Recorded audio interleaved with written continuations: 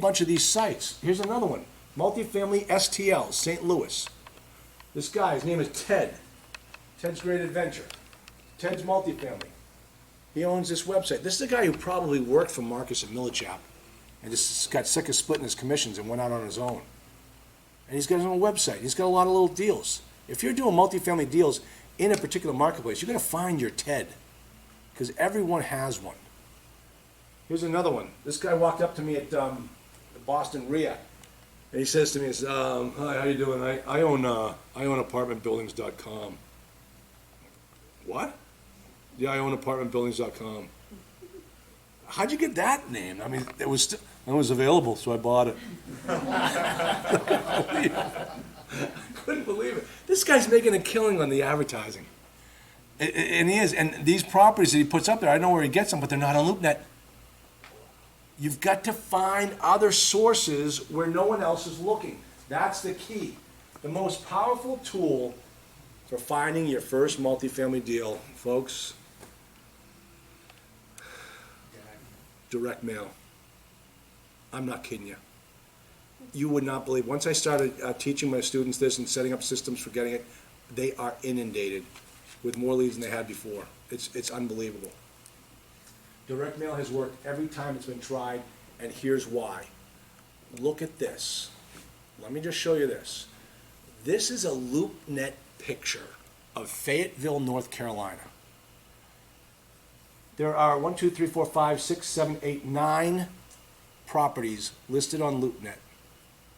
If you are trying to do your business by going to where everybody else is going, how long is it going to take you to complete your marketing task in Fayetteville, North Carolina? In other words, what are you going to do after lunch? It's not going to work. You cannot. You're building a business, a sales and marketing business, and this is where new investors make the biggest mistake.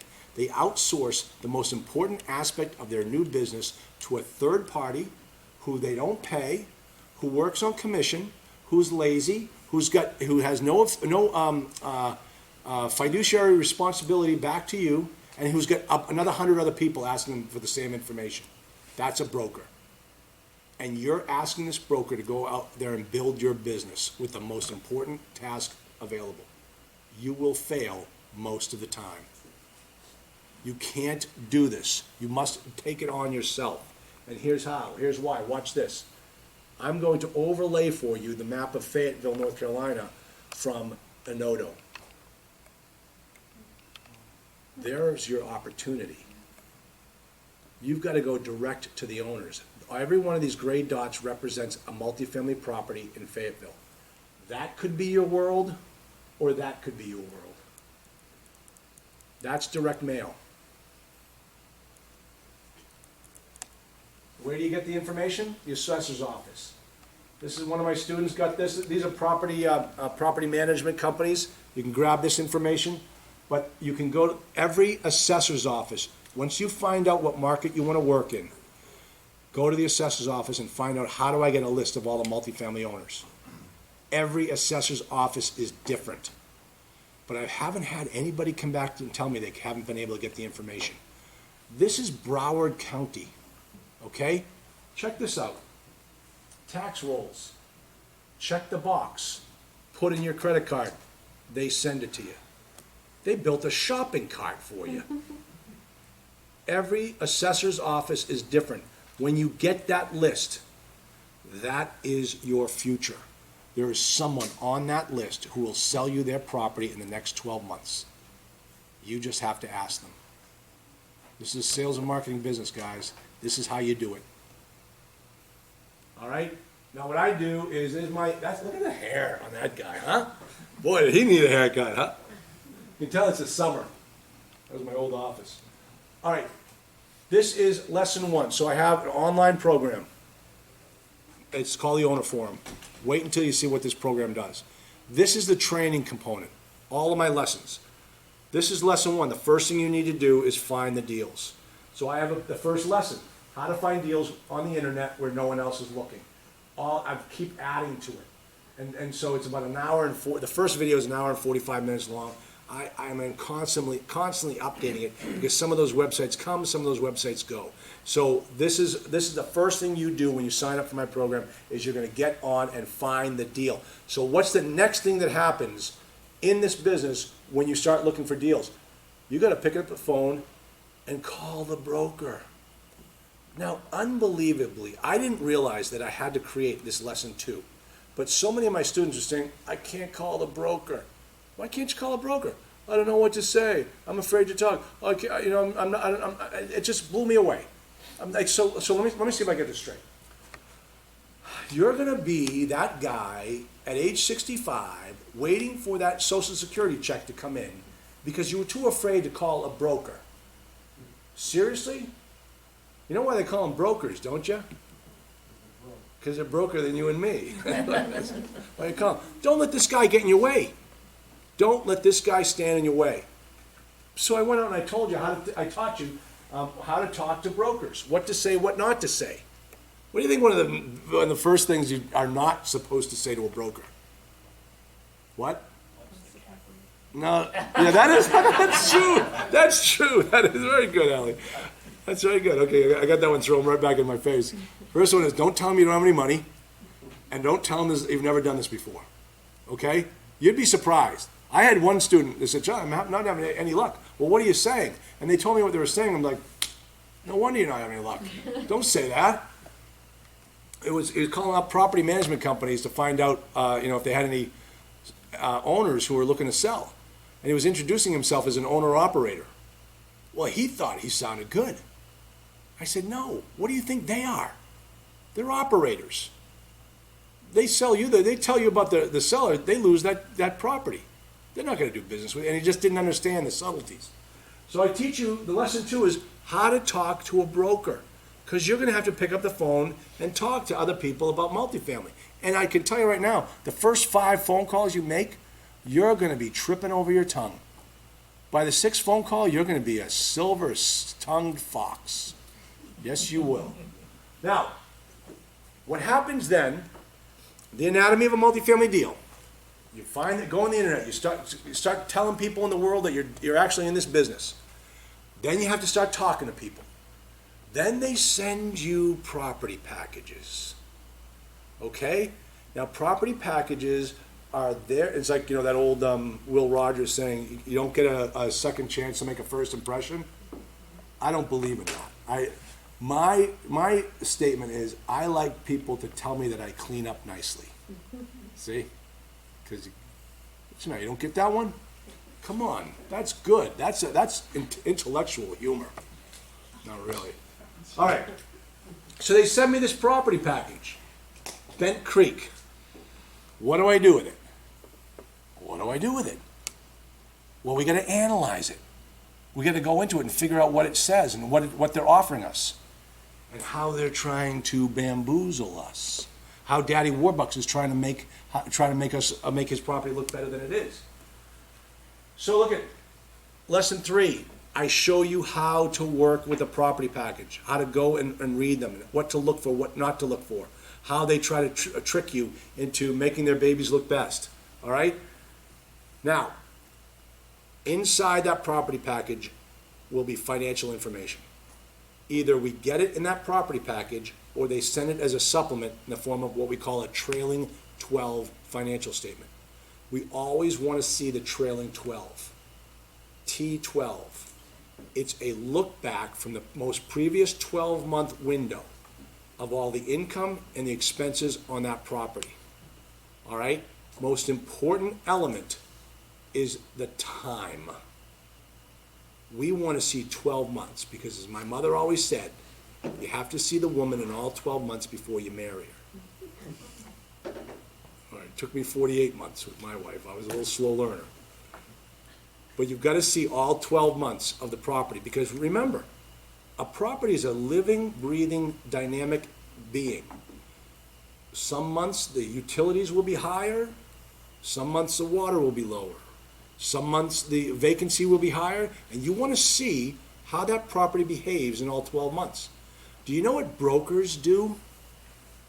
They decide they want to pick and choose the time periods.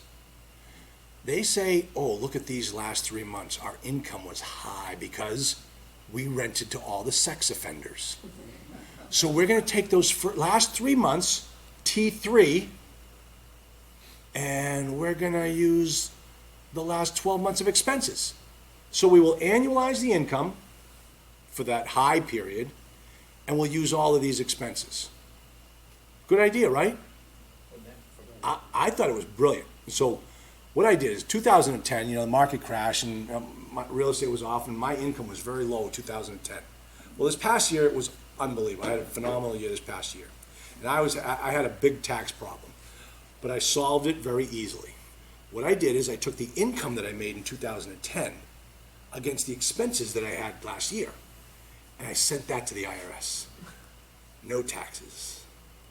Good idea, right? The only people who think they can pick and choose time frames for income and expenses are brokers.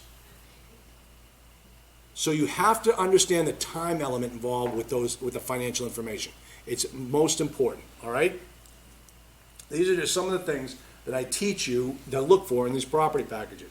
The other thing that you find out too is that it's always amazing when the broker's like, let me see if I can show you here. This is actually a pretty good picture, okay? Even this little one down here, pretty good picture.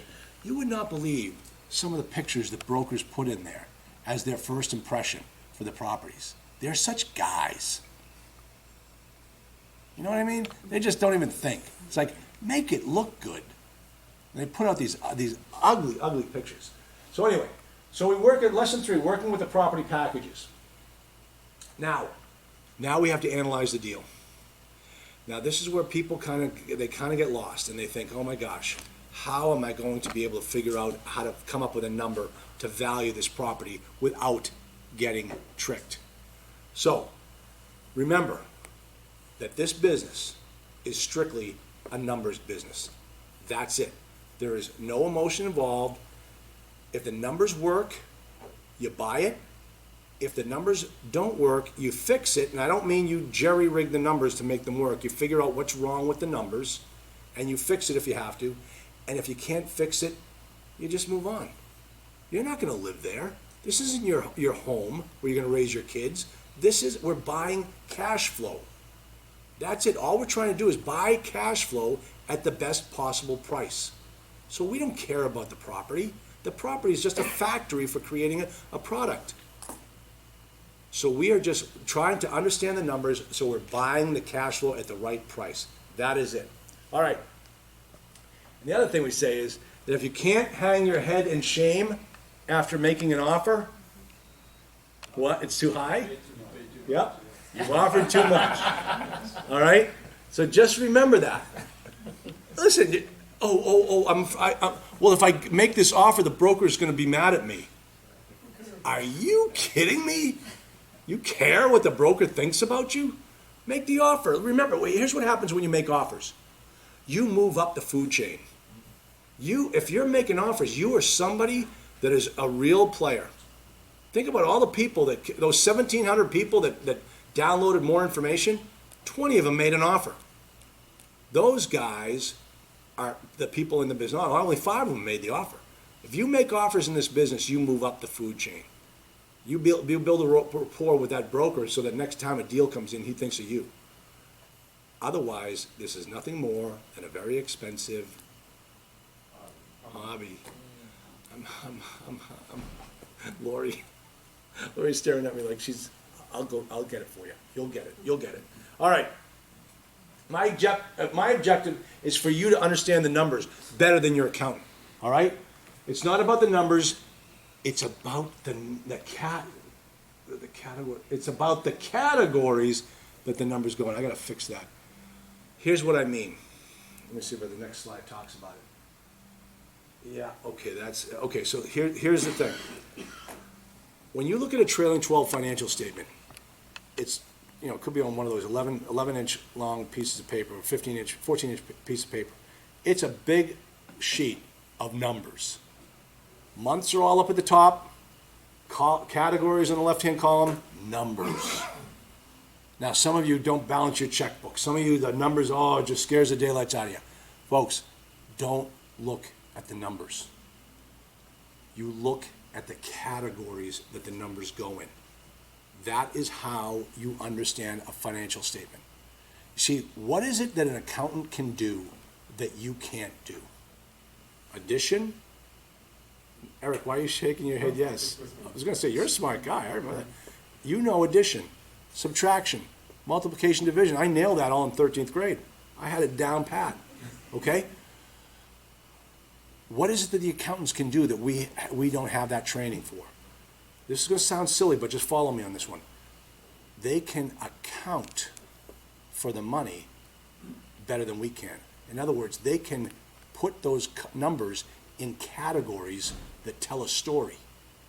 A multifamily financial statement, a trailing 12 financial statement, tells a story. It's the numbers tell the narrative.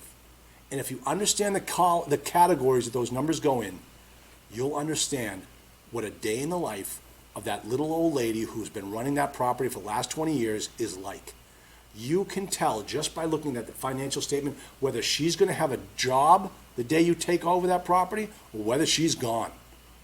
Just by understanding what those categories mean. And that's what I teach you when it's understanding multifamily financial statement. So up here, what it is, it's actually 4 parts. I teach you all about the income. I teach you all about the expenses, and I tie it all in with the cap rate. And it's all right there for you at your fingertips. It's like having me sitting at your desk teaching you about multifamily. This part, once you understand this, when I first got started, guys, I was so intimidated by those financial statements. Now, I can look at them and in 30 seconds tell you what's going on in that property. And that's what you are going to do when you're in this business. Any accountants in here? Good. Not really. I like accountants. No, it's all very logical. It all makes total sense. All right, now, what happens? You get the trailing 12 financial statement, and now you got to put those numbers into the spreadsheet, into our software analyzer. Because you see, the thing is, none of my students send out an offer. They don't do anything unless I've had a look at it. So they put the numbers into the cash flow analyzer software. Now, this cash flow analyzer software is the best software program I've found on the marketplace to analyze multifamily deals. I was teaching in Florida when I first got started, and I thought at some point I'm going to have to create my own spreadsheet that does all the things I wanted to do. And an accountant was in the course, and he says, "Have you ever seen Doug Rutherford's cash flow analyzer?" And I said, "No, Doug Rutherford is a CPA out of Georgia." And he says, "No, take a look at this program." I looked at this program, and this program did everything I wanted my program to do. So now all of my students get this software. When you sign up, you get this software, and this is how we communicate. You do the analysis, you put it in the cash flow analyzer, and then you send me over your offer, the offering memorandum from the broker where you got your numbers, and your analysis. And within 24 hours, I go through it. I say, this is good, this is bad. Typically, the first couple times, I'll actually shoot a video of me looking at your deal, telling you what you did right and what you did wrong. So you get a better handle on how it happens, okay? So this is what we do. You send over that information, you go right through the cash flow analyzer. Now, one of the things in the cash flow analyzer is Doug Rutherford's a CPA. He's not a people person. So his owner manual doesn't really work all that well. It's tough to follow. So what I ended up doing was I created a whole bunch of training videos to teach you how to go through this cash flow analyzer, all right? So it was really good. And my students have it. It's all part of the program. So when you get the software, you watch my videos, you know exactly how to do it. And then one of my students, God love her, she sends this email to Doug Rutherford. She says, "Charlie Dobens has a great training videos on how to use the cash flow analyzer. Maybe when someone purchases the analyzer, it would come with a link to Charlie's training program. When I first purchased the analyzer, I read all of the materials, such as the book, and downloaded the manual, everything. I had the analyzer about 3 years before I joined Charlie's program, but when I watched the videos, everything I read just clicked. They really are great training videos." And I thought, oh, that's really nice. I like that she said that. And she says, "Yeah, and Doug Rutherford hasn't responded back yet." I said, "What, you sent this to Doug Rutherford?" She says, "Yeah." I said, "Oh, no, man." And Doug Rutherford is the guy that can hold a grudge longer than anybody. So I said, Doug, I didn't put her up to that. I did not mean that she'd do that. So, but anyway, it comes from my training videos, so you know exactly what you're doing. All right, so right away, you understand the financials, we put them in the cash flow analyzer, and we've come up with a number. Now what do? What's the next step in the process? What do you think? What are we gonna do? Letter of intent. We're gonna make an offer, right? We've come this far. We've analyzed this property. You guys had me work on it. We're just gonna sit back and do nothing because our numbers are too low? No, we're making an offer. You guys know how to do it? Well, you're all looking at me like, no, that's why we hired you. All right, next one. We're gonna draft an offer. I do a whole video teaching you how to draft an offer. But more importantly, I give you the templates, depending on what type of offer you want to make, okay? Oh, I think it's on the next one. Yeah, so look at this. Oh, wait a minute, but before that, if we come down to this point and you still don't feel confident, like I'm not comfortable figuring out, I don't know if I calculated this correctly. What happened was a student of mine called me up and said, Charlie, how long does it take you to make an offer? I said, well, when the property package comes in and I look at it, it might take an hour. It might take me about an hour. Oh my gosh, it takes me 8 hours to do an offer. I said, what are you kidding me? Why would it take 8 hours to make an offer? Well, that's just what it takes. I have to go through all the analysis. I said, I tell you what, let me shoot a video of me opening a property package online, analyzing the whole deal, drafting the offer and sending it out, and I'll shoot you over that video. The guy said, okay, great. It took me about an hour, and I sent it over to him. He says, Charlie, can you do more of these? And so what I ended up doing at the time was every week I would do another offer and I'd send it out to my students. So now I keep them all. Now, it's called the Offer Writing Workshop. There are 18 videos on here of all different properties where you can just go on and watch me analyze a deal. So you know exactly what I'm doing. You know how this works. All right? So listen, I don't leave you stranded any step away. When you hire me, I work for you. All right? Now, here's the acquisition documents. Every document you need in this business is online. I've put them up there, I changed them. As you can see here, here's the short form letter of intent. Here's the long form letter of intent. If you want to make an offer on a master lease, there it is. And there's the assumption letter of intent. Every document you need is online. All right, so just go and get it. Now, let me take you to this next thing. Don't go it alone. No client of mine sends out anything unless I've seen it first. No confidentiality agreements get signed, no letters of intent, no purchase and sales, nothing.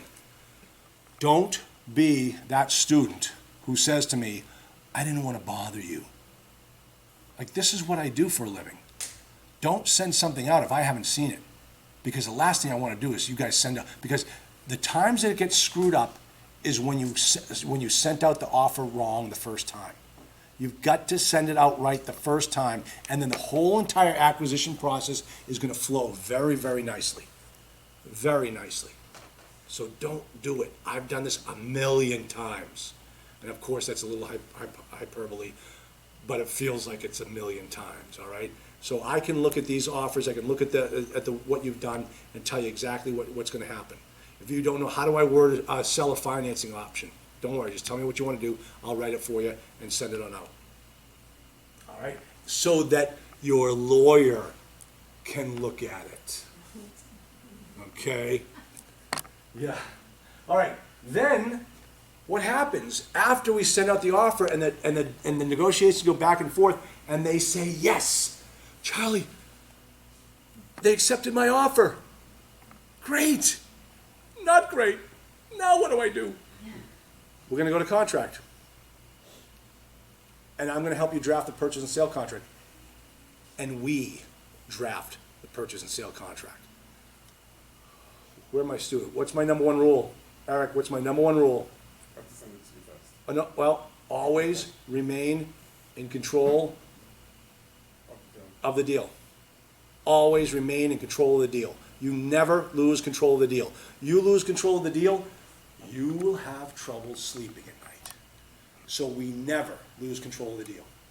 That's why we draft the purchase and sale contract. The seller doesn't draft it, we do. Oh, no, that's just what the seller does. Don't worry, we've got it. We've got it all set. We use my purchase and sale contract. How do you think that, who do you think my purchase and sale contract is favored for? The buyer. My peeps. There are so many things in my purchase and sale contract that protect you. Number one thing is I don't want your money going hard if this deal doesn't look good. We're getting out of it. You're not losing any earnest money on me. I had one student, don't ask me how I did this. I had one student for 6 months. He had a deal under contract and his money never went hard. Amendment after amendment after amendment. I said, what's wrong with that? The seller is not forcing you to go hard. Eventually walked away from the deal. It just didn't work. I told him in day one, this deal is a bad deal, don't do it. Wouldn't listen to me.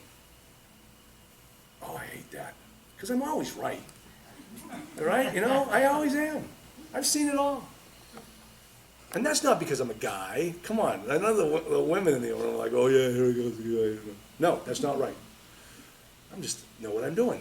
Here's Manish. Manish. Let me tell you about Manish. He says, had my commercial real estate attorney review our PSA, purchase and sale agreement, and she was really impressed by the quality of the document.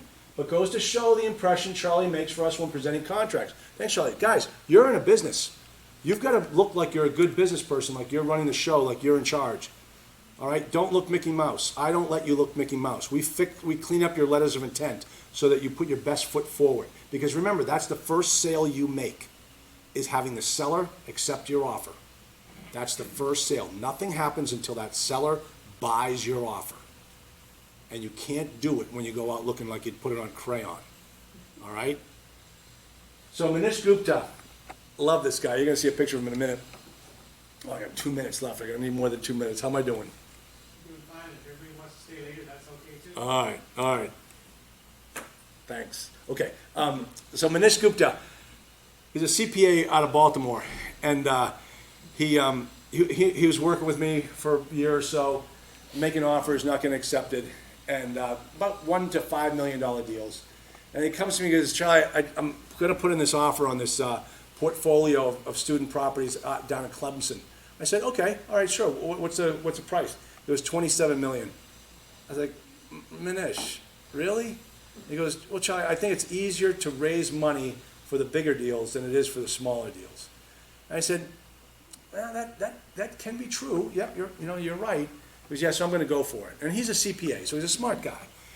And we go through the whole process, and he finds and this is a concept in multifamily that you guys are going to love, finds a mortgage broker who also brings equity to the table.